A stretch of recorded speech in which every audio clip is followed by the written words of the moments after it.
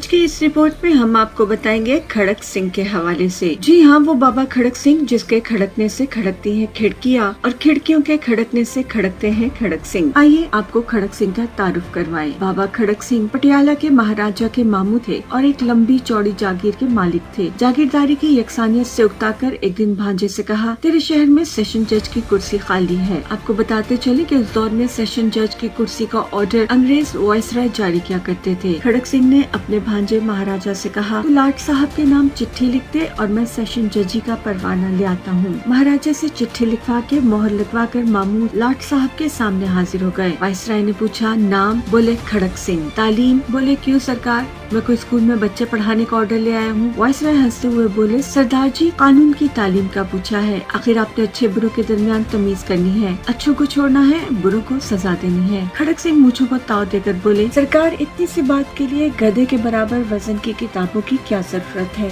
ये काम मैं बरसों से पंचायत में करता आया हूँ और एक नजर में अच्छे बुरे की तमीज कर लेता हूँ। वायसराय ने ये सोच कर कि कौन महाराजा और महाराजा के मामू से उलझे, जिसने सिफारिश की है वही उसे भुगतेगा, दरखास्त ले ली और हुक्मनामा जारी कर दिया। अब खड़क सिंह जस्टिस खड़क सिंह बनकर पटियाला तशरीफ लाए। खुदा की कुदरत के पहला मुकदमा ही जस्टिस खड़क सिंह की अदालत में कत्ल का आ गया। एक तरफ 4 कातिल कटहरे में खड़े थे तो दूसरी तरफ एक रोती धोती औरत सर का दुपट्टा गले में लटकाए खड़ी आंसू पोंछ रही थी। जस्टिस खड़क सिंह ने कुर्सी पर बैठने से पहले दोनों तरफ खड़े लोगों को अच्छी तरह देख लिया। इतने में पुलिस ऑफिसर आगे बढ़ा, जस्टिस खड़क सिंह के सामने कुछ कागजात रखे और कहने लगा, माय लॉर्ड, ये औरत क्रांतिकोर है और इसका कहना है कि इन चारों ने मिलकर इसकी आंखों के सामने इसके खावंद का खून किया है। क्यों माई? जस्टिस खड़क सिंह ने पुलिस ऑफिसर की बात पूरी भी नहीं सुनी और औरत से पूछने लगे, कैसे मारा था? औरत बोली, सरकार जो दाएं तरफ खड़ा है उसके हाथ में बर्छा था, दरमियान वाला कई लेकर आया था और बाकी दोनों के हाथों में लाठियां थी। ये चारों कमात के ओले से अचानक निकले और मारा मारी शुरू कर दी।